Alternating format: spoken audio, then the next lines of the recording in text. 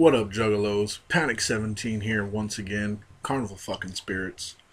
Um, we keep on telling y'all we have a lot planned, but it just takes time. So that's about all I'm gonna say. It's the 6th. It's barely the first week into the new year. Another year to fuck up. Another year to do something that you've never done before. Another year just to give life a shot.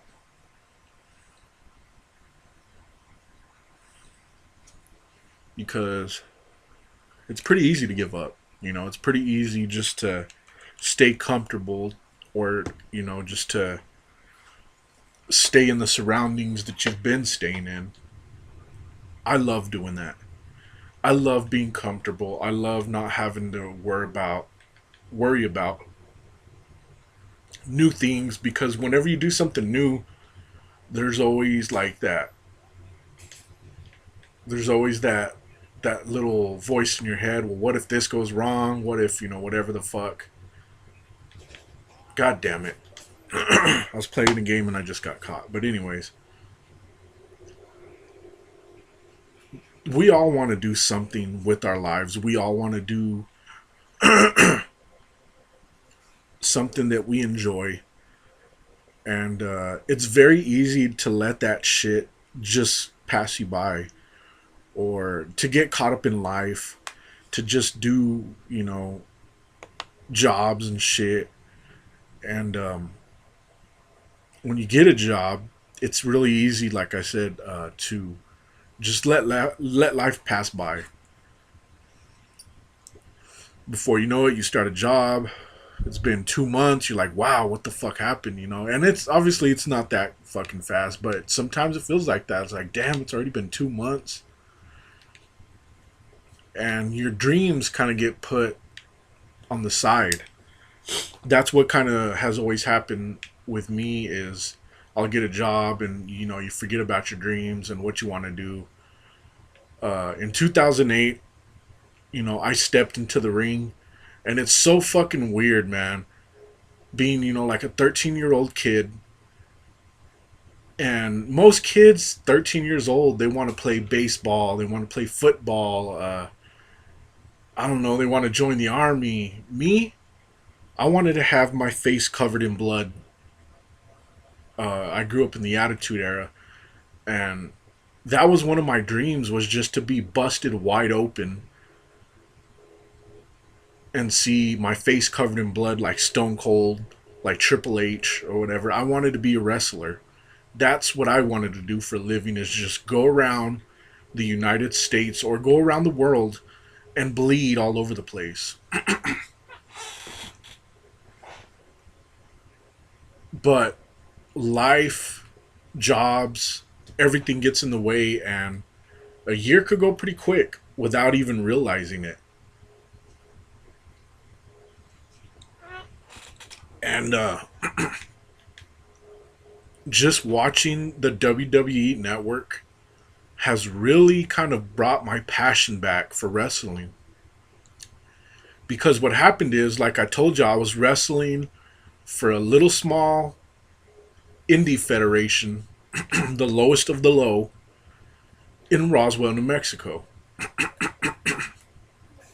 And I had a real bad experience. These guys led me to believe that this was a legitimate, indie federation. They knew what they were doing. And about 2 months in, they get comfortable enough with us, and they give us this DVD that look, we got our first show. It's called Bloodbath.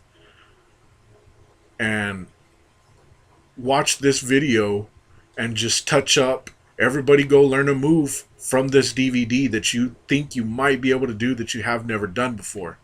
Okay, cool. So I'm watching this DVD, and I put two and two together, and these guys have never been trained. I'm not going to get anywhere from these guys, but you know what? This is all knowledge. This is a learning experience. This is my first experience inside the ring in the indies or whatever. I'm not getting paid. I'm losing money from doing this. I'm not getting paid, but I'm not having to pay them for ring time. We were learning in a boxing ring, and I was I forgot. I think it was CM Punk's. Somebody's somebody's little documentary said that they went into a building and it was a boxing ring, and I'm like, whoa, that yeah. I thought I was the only weird motherfucker that started training, in a boxing ring. So whatever, we have our first show and it goes good, and he finally gets up enough money to buy us our own little building, small little building. So we have a couple shows, and then one day he tells us this is going to be our last show. I've lost the building. The guy lied or whatever. I think what happened is he was 26. He didn't have his shit together. He got in over his head. He liked smoking weed. I don't know what happened, but we lost the building, and I believe he had something to do with it, and it had nothing to do with the owner. So I didn't fuck with the wrestling for a while after that, and then that's when wrestling went to the hardcore PG era when they were stopping matches for blood. So I just really kind of, I'm not going to do the wrestling thing. But wrestling's been getting good, and I've been watching the Attitude Era stuff. I've been watching, the WWE Network, so I've been really feeling it again. I don't know if I'm going to try and, do it once again because I'm in a different position now. Trying to see what fell. But I guess what I'm trying to tell you is if you're younger, if you're like in your 20s and you've got something that you want to do, you've got to do it now. The time's got to be right fucking now. Fuck playing video games. Fuck all this bullshit. Stop smoking weed. Do whatever you got to do to get whatever it is that your dream is done, because it's only going to get more difficult. You know what I'm saying?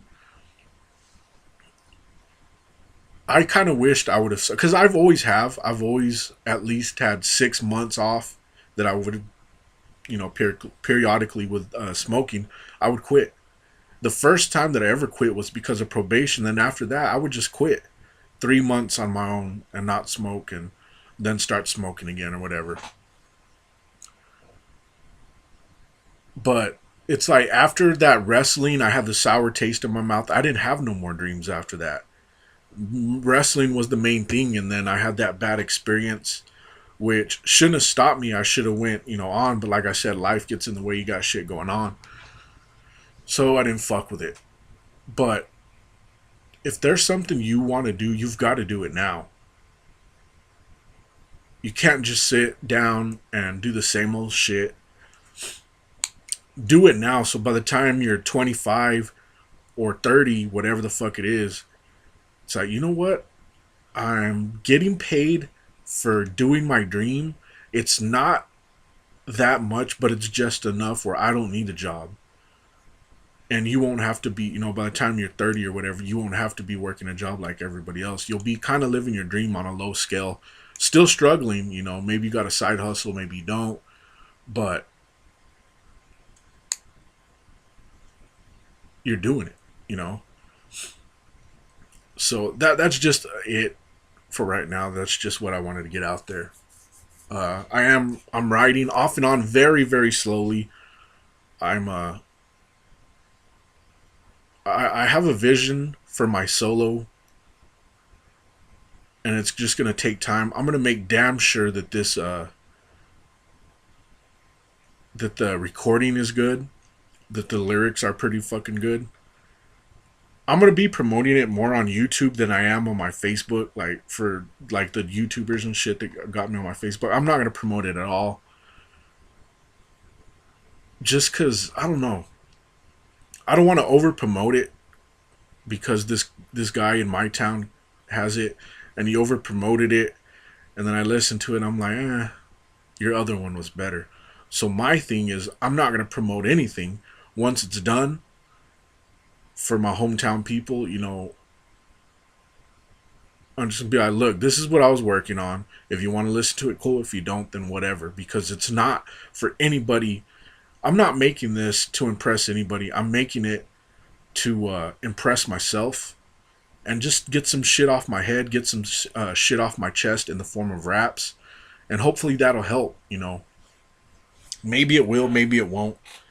It's something uncomfortable to me because it's like this is my art, and I don't know if everybody's gonna get it. Maybe they might get it, but they're just like, it's not good. I don't like what you're doing. So it's a little start. You know, I listen to a lot of podcasts, and the gist is you can't be comfortable. You've got to make uncomfortable decisions to grow as a person. You can't be comfortable all the time. If you've lasted this long, um, put BOOP BOP BOOP BOP.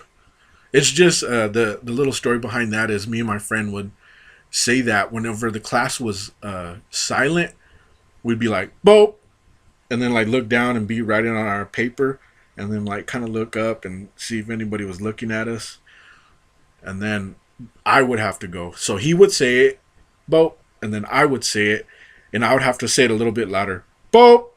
We'd have to get louder and see, go till someone gets in trouble or bitches out. But I'm probably gonna have to say this again just because it's at the video. You don't know who listens to this shit or this long. But me and TJ were talking last night, and I thought about something. One of the main things that I believe that I've learned from doing YouTube videos is whether you're doing YouTube videos or speeches. Speeches is a little bit different because you're standing in front of people. But we were talking about doing videos and stuttering. I've learned that there's a way to and this is for people that do YouTubers. If you have a bad habit of stuttering, and I mean stuttering as saying like or let me think, or words that you say when your mind is blank, you're not sure what to say next, you're thinking what to say next, and then these words just come out, let me think, hold on, wait, these different words. I've learned that there's a way to do that, to think, but not really let everybody, hear the ums and wait, hold on. Don't say nothing.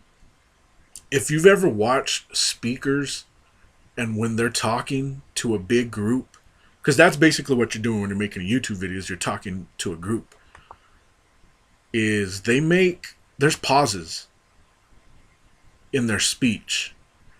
So when they talk, they're going to talk, and then all of a sudden there's going to be a pause. Because they're thinking. There's not no ums or let me think, hold on. I guess it's called a dramatic pause. And whenever I get into like a conversation and I get stuck or I can't think or whatever the fucking problem is, you'll see me pause. Sometimes because I have to burp, which I'm always having to burp during videos. I don't know why. But I'm thinking, instead of saying those extra words. It can't be that long though. You have to recover pretty quick. Pretty quick. You have to recover pretty quick. You can't let that pause go for too long, because then there's an awkward feeling on the video. You've got to recover it quick so that the video is natural and it don't feel too long. And you're still able to stop, you're able to think, and do what you got to do instead of saying these extra words. It's just the natural pause for dramatic effect, whatever the fuck. But yeah, some people who have, see, like right there, I just did it's kind of a reflex to say these words. So next time you're doing a video, instead of saying or whatever you're gonna say, just pause, count to about 5, and then start over again. Because I believe after 3 to 5 seconds, it gets weird because the pause is too long. it's I guess it's something that just got to be natural. It's something that I've realized that may even help your videos a little bit. Like I didn't mean to do it right there, but I just got stuck. But pausing during videos, during long conversations, for some reason, definitely makes a difference. And I think I'm gonna make this a separate video since I made this at the end. I'm gonna um, I'm gonna definitely make a separate video because I didn't get to say as much as I wanted to about it. Maybe I didn't explain it too good. I don't know. I'll wait for the comments and then see what's up afterwards. Maybe we're too stoned. I don't fucking know. Maybe I'm onto something. Nobody knows. Whoop to the